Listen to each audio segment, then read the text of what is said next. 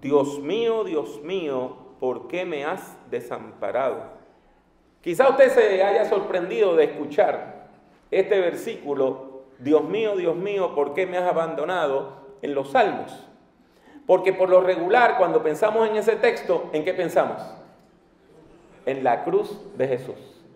Esta es una de las frases que Jesús dice, de las últimas 7 frases que Jesús dice desde la cruz. Es una frase muy conocida, pero quizá la mayor parte de nosotros no comprendemos que es parte de un salmo. Se cree que Jesús no solamente dijo esa frase, sino que recitó completo el salmo desde la cruz. Y por eso yo quisiera que hoy nosotros exploráramos el mensaje de ese salmo, para ver qué es lo que Dios tiene que decirnos en este nuevo año a todos nosotros, a todas nosotras. El libro de los Salmos es un libro muy especial dentro de la Biblia, es el libro más largo de toda la Biblia, porque tiene 150 capítulos. Yo sé que no estamos acostumbrados a pensar en capítulos, sino Salmo 1, Salmo 2, Salmo 3, no, rara vez decimos el capítulo 40 de los Salmos. Sin embargo, en realidad son capítulos, y es el libro más largo de toda la Biblia. ¿Qué son los salmos? Bueno, los salmos son poemas y canciones. Poemas y canciones. Se cree que la mayor parte de los salmos tenían música. Y a veces cuando usted lee la parte de arriba de los salmos, tiene como unas instrucciones al cantor principal y a veces habla de como el canto de las palomas. O sea, que probablemente esas son las tonadas que llevaban los salmos, pero se han perdido. Nosotros nos hemos inventado tonadas nuevas, ¿verdad? Y nosotros cantamos salmos, pero esas tonadas originales, esas músicas originales se perdieron. Y claro está, cuando usted tiene música con letra y se pierde la música, lo que le queda es el poema. Y por eso los salmos son poemas. ¿Para qué eran usados? Eran usados para alabar a Dios, eran usados en el servicio a Dios, pero eran usados tanto a nivel personal como comunitario. Usted podía orar los salmos en privado, pero también lo podía hacer en comunidad. Los salmos se cantaban en diversos momentos. Por ejemplo, cuando usted va a la Biblia, a partir del Salmo 120 en adelante, encuentra lo que se llama los salmos de las subidas o los salmos de ascensión. Esos son parte de los salmos que la gente cantaba cuando iba peregrinando a Jerusalén. Por eso es que usted tiene el Salmo 125 que habla de los montes de Sión, porque la gente se estaba acercando a esos montes de Sión. Por eso usted tiene el Salmo 121 que dice, alzaré mis ojos a los montes, porque ellos iban caminando hacia Jerusalén.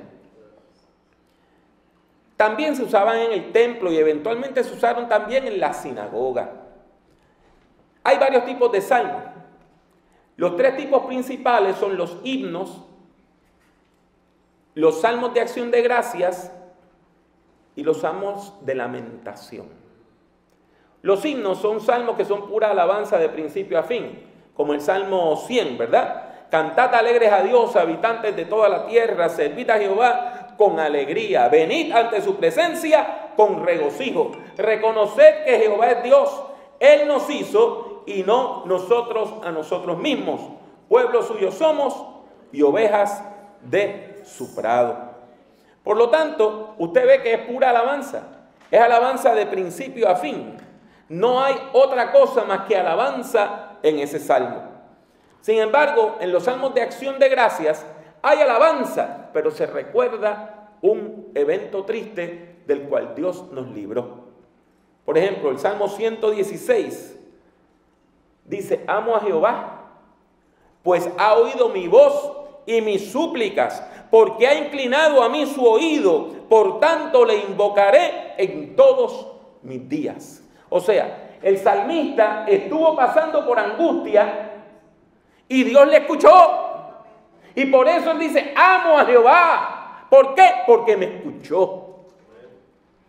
Sin embargo, casi la tercera parte de los salmos son salmos de queja, salmos de lamentación, salmos donde en los primeros versículos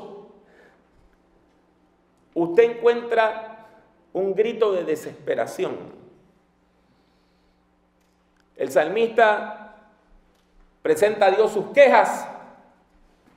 El salmista presenta a Dios sus temores.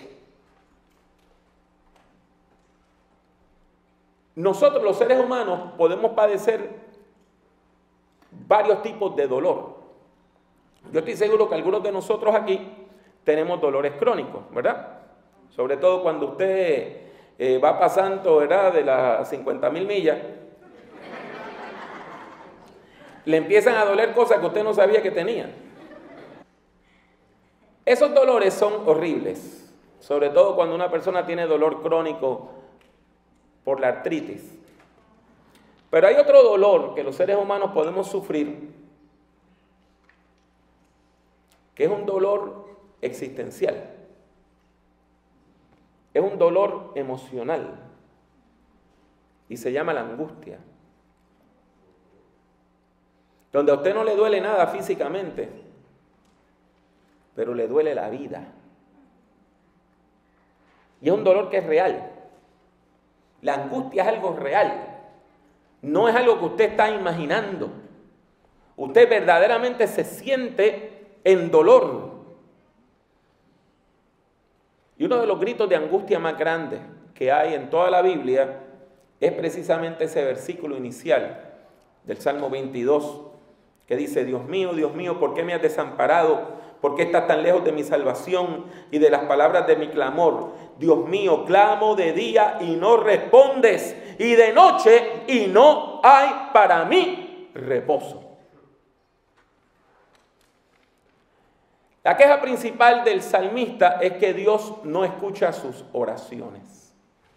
Ahora bien, en cierto nivel el salmista sabe que eso no es cierto. El salmista sabe que Dios lo escuchó. Pero como no hay una respuesta inmediata, el salmista dice: no me estás escuchando. Clamo a ti y no respondes. El salmista está hablando de una de las experiencias espirituales más terribles que puede pasar un ser humano, y es el silencio de Dios.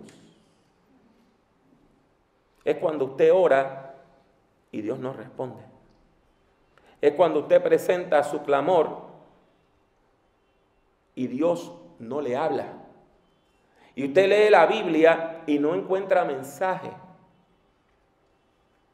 Es como si usted no encontrara una respuesta. El silencio de Dios es algo horrible que se puede experimentar en varios momentos de la vida, pero sobre todo en momentos de crisis, cuando usted está esperando que Dios hable, que Dios obre, que Dios haga. Ese silencio es ensordecedor. A pesar de esto, yo le dije que en cierto nivel el salmista sabe quién es Dios. Y por eso, a pesar de que está en angustia, tiene un poquito de esperanza. El salmista conoce el carácter de Dios porque sabe que Dios es santo y sabe que Dios habita en las alabanzas de su pueblo. Y sabe que en el pasado Dios ha contestado las oraciones y por eso está seguro de que en algún momento Dios va a contestar. Por eso dice: pero tú eres santo, tú que habitas entre las alabanzas de Israel. En ti esperaron nuestros padres, esperaron y tú los libraste, clamaron a ti y fueron librados, confiaron en ti y no fueron avergonzados.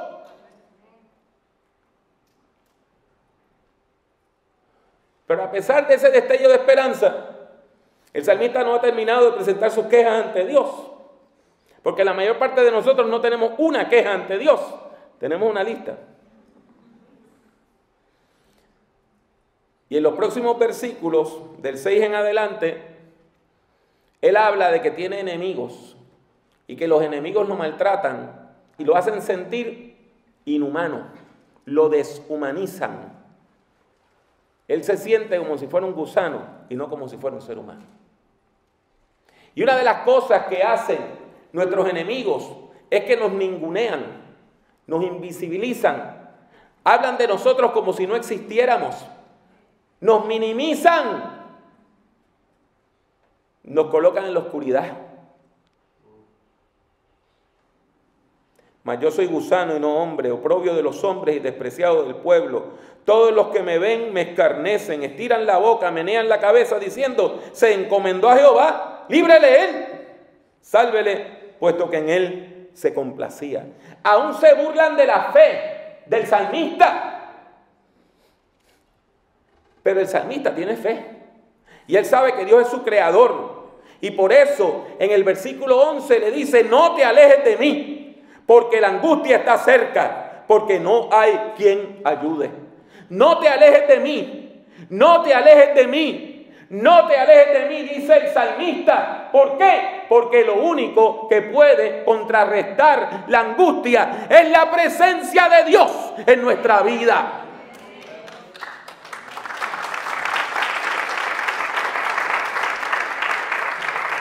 Por eso le dice, aunque la angustia está cerca, no te alejes de mí. Una de las cosas más terribles que podemos hacer en los momentos de crisis es alejarnos de Dios. Porque si nos alejamos de Dios, nos vamos a alejar de aquel que es el único que tiene una respuesta definitiva. El salmista, a pesar de que tiene enemigos y enemigos fuertes, ¿qué es lo que hace? Persevera en la fe. Y usted está diciendo, pero se está quejando delante de Dios. Sí, pero está orando. El salmista tiene tanta fe en Dios que puede pelear con él. Que puede decirle, Señor, ¿dónde tú estás? Hay una relación. Y por eso es que el salmista está demandando, Señor, ven en mi auxilio, no te alejes de mí. Porque en la hora mala el salmista está buscando de Dios. Y en nosotros que vamos a pasar horas malas, todos nosotros las vamos a pasar, tenemos que saber que hay que buscar de Dios en el momento de dolor. No es el momento de alejarnos. Es momento de acercarnos a su trono y a su presencia. Y usted me va a decir, pero hermano Pablo, es que usted no conoce mis problemas. Pero mire lo que nos dice el salmista. Él tenía enemigos que los compara con animales salvajes que lo quieren destruir. ¿Y qué dice? Me han rodeado muchos toros, fuertes toros de Basán, me han cercado. Abrieron sobre mí su boca, como león rapaz y rugiente. He sido derramado como aguas y todos mis huesos se desconyuntaron. Mi corazón fue como cera, derritiéndose en medio de mis entrañas. Como un tiesto se secó mi vigor y mi lengua se pegó a mi paladar.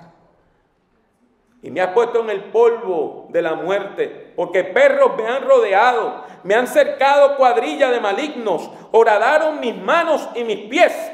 Contar puedo todos mis huesos. Entre tanto, ellos me miran y me observan. Repartieron entre sí mis vestidos y sobre mi ropa echaron suertes.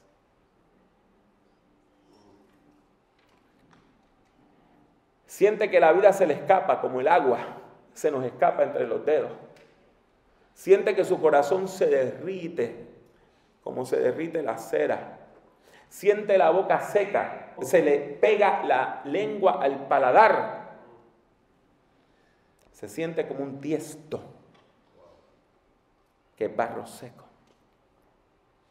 Y tenemos todos estos textos que ahora cuando los leemos, los relacionamos con Cristo Jesús. Horadaron mis manos y mis pies, repartieron entre sí mis vestidos. Porque eso hicieron con nuestro Maestro. Esta es una confesión de debilidad, clara y directa. Pero es precisamente en el momento de la debilidad donde nosotros podemos ser fuertes. La Biblia nos lo dice en 2 Corintios. porque Dios se glorifica en la debilidad del ser humano. Y cuando soy débil es que soy fuerte. Por eso Él dice: mas tú, Jehová, no te alejes, fortaleza mía, apresúrate a socorrerme. Libra de la espada mi alma, del poder del perro mi vida. Sálvame de la boca del león y líbrame de los cuernos de los búfalos. Si mis enemigos me rodean, si mis enemigos me atacan, si mis enemigos parecen animales salvajes, pero Dios tiene más poder que mis enemigos. Dios tiene más poder que mis adversarios. Dios puede librar nuestra alma. Dios es nuestra fortaleza. Por eso el salmista dice: Señor, no te alejes de mí. No te alejes de mí. Los salmos de lamentación, como les dije, comienzan con quejas, con expresiones de temor, pero se caracterizan porque van del lamento a la alabanza. El salmista no se queda en el dolor, no se queda estacionado en los fracasos, sino que el salmista se proyecta al futuro con esperanza. En vez de ver el pasado y quedarse mirando al pasado, comienza a ver al futuro, porque siente que Dios tiene futuro para él. Y por eso, a partir del versículo 22, ¿sabe lo que encontramos? Alabanza, y alabanza, y alabanza, y alabanza, y alabanza, y alabanza al Dios que vive en medio de la alabanza. Si bien en un momento el salmista dijo: Dios se olvidó de mí, y enfrentó el terrible silencio divino, no se quedó varado en la angustia, no se quedó estacionado en el dolor. El salmista sabe que aunque no sintamos a Dios en este momento, Dios no está lejos de nosotros. Aunque pensemos que Dios no nos escucha, Dios nos está escuchando. Aunque tengamos el temor de que Dios esté en silencio, Dios está hablando, Dios está obrando, Dios está haciendo. Y Dios va a intervenir en el momento oportuno. Y nosotros tenemos que recordar la historia bíblica, la historia del pasado, nuestro propio testimonio. ¿Cuántas veces Dios nos ha librado? ¿Cuántas veces Dios nos ha bendecido? Pues el Dios que lo hizo en el pasado, lo va a hacer en el presente y lo va a hacer en el futuro.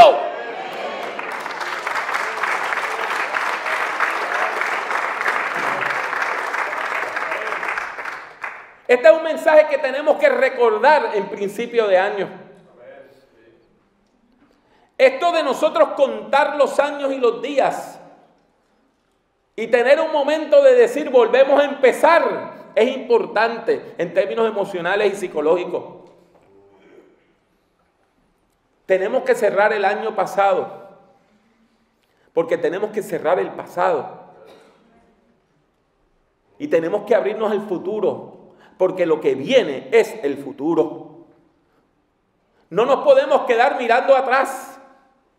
Tenemos que movernos hacia adelante con esperanza.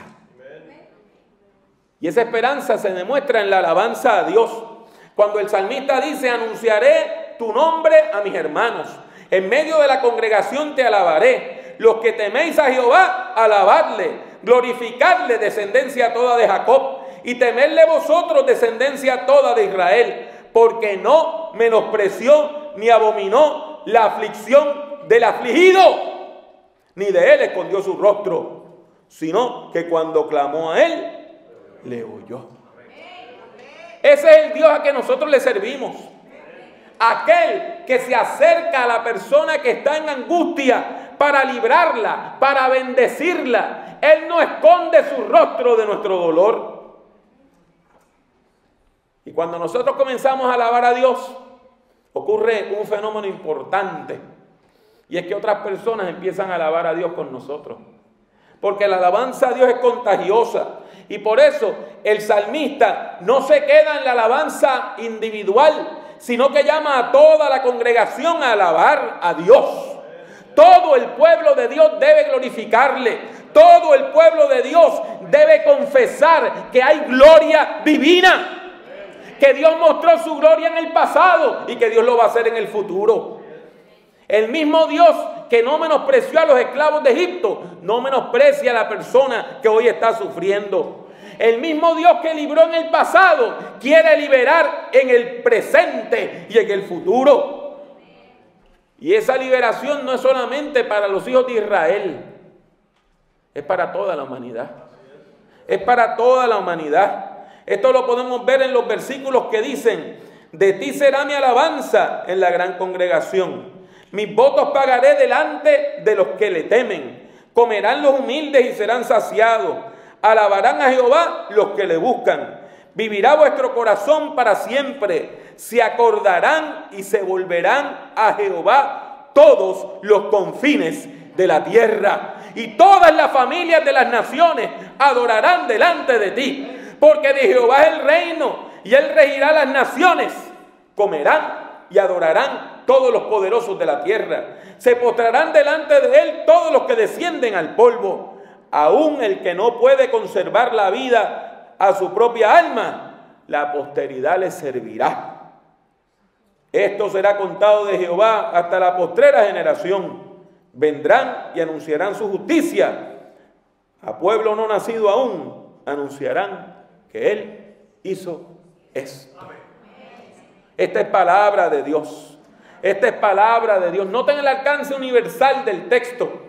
El salmista, que comienza hablando de las referencias al templo de Jerusalén, a eso se refiere cuando dice que va a pagar votos. Cuando una persona pagaba votos, lo que hacía era que daba dinero para que otras personas pudieran ofrecer sacrificios en el templo de Jerusalén. De ahí, él empieza a hablar de una manera universal. Afirma que gente de todos los confines de la tierra alabarán a Dios. Y que todas las familias de las naciones publicarán su grandeza. ¿Y por qué todos los pueblos le alabarán? Porque el versículo 28 dice que él es el rey de todas las naciones. Dice que de Jehová es el reino y él regirá a las naciones. El Salmo nos incluye. El Salmo nos exhorta a alabarle. Y es interesante, en una iglesia hispana en los Estados Unidos, donde tenemos gente de tantos países, gente de tantas naciones, la Biblia nos dice que de todas las familias de las naciones debemos alabar a Dios. Y más aún, el texto nos dice en el versículo 29 que hasta los que se postran y descienden al polvo y no conservan la vida, aún las personas que mueren, alabarán a Dios. Eso nos recuerda Filipenses 2, ¿recuerda? Cuando habla de Jesucristo y dice que en un momento toda rodilla en el cielo, en la tierra y debajo de la tierra se doblará ante Jesucristo y toda lengua confesará que Jesucristo es el Señor. Esto nos recuerda Apocalipsis 20, cuando aún la muerte entrega a sus muertos para ser juzgados. Y esto nos recuerda la resurrección de Jesús, que venció la muerte, que la muerte no lo pudo agarrar, no lo pudo limitar. Y por eso nosotros alabamos al Señor. La belleza de este salmo es innegable.